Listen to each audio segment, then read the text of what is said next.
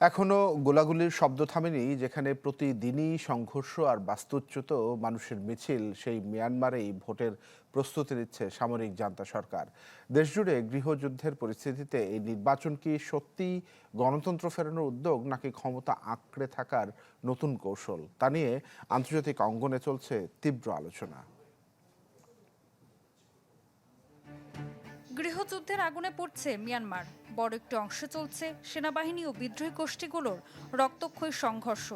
এমন পরিস্থিতির মধ্যে সাধারণ নির্বাচনের ঘোষণা দিয়েছে জান্তা সরকার। আগামী রোববার থেকে যা শুরু হবে ধাপে ধাপে। ঢালাইয়ে দৃঢ়তা, নির্মাণে নিশ্চয়তা। প্রিমিয়ার সিমেন্ট, ঢালাইয়ের রাজা। বিশ্লেষকরা বলছেন, এবারের নির্বাচন মূলত মিন অং হ্লাইং ক্ষমতায় থাকার একটি রাজনৈতিক কৌশল। বিরোধী দলহীন নির্বাচনের মাধ্যমে সামরিক বাহিনী নিজেদের অনুগত দলগুলোর মাধ্যমে রাষ্ট্র ক্ষমতা পাকাপোক্ত করতে চায় জান্তা সরকার। পাশাপাশি দেশের ওপর নিয়ন্ত্রণ সুদৃঢ় করতে ও আন্তর্জাতিক বৈধতা অর্জনের চেষ্টার অংশ হতে পারে এবারের নির্বাচন।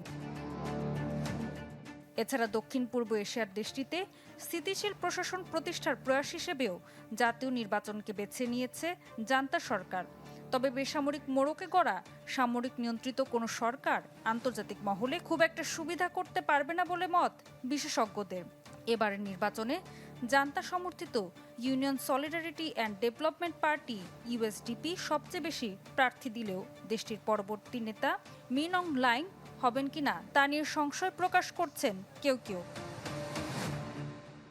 তবে দেশটির ২০০৮ সালের সংবিধান অনুযায়ী সংসদের ২৫% আসন আগে সংরক্ষিত থাকে সেনাবাহিনীর জন্য। ফলে এবারের নির্বাচনের ফল যাই হোক, ক্ষমতার মূল নিয়ন্ত্রণ থাকছে সামরিক বাহিনীর হাতেই। আগামী ২৮শে ডিসেম্বর অনুষ্ঠিত হতে যাওয়া নির্বাচনে অংশ নিচ্ছে ৬টি জাতীয় দল। সবচেয়ে বড় দল হিসেবে প্রতিদ্বন্দ্বিতা করছে ইউএসডিপি।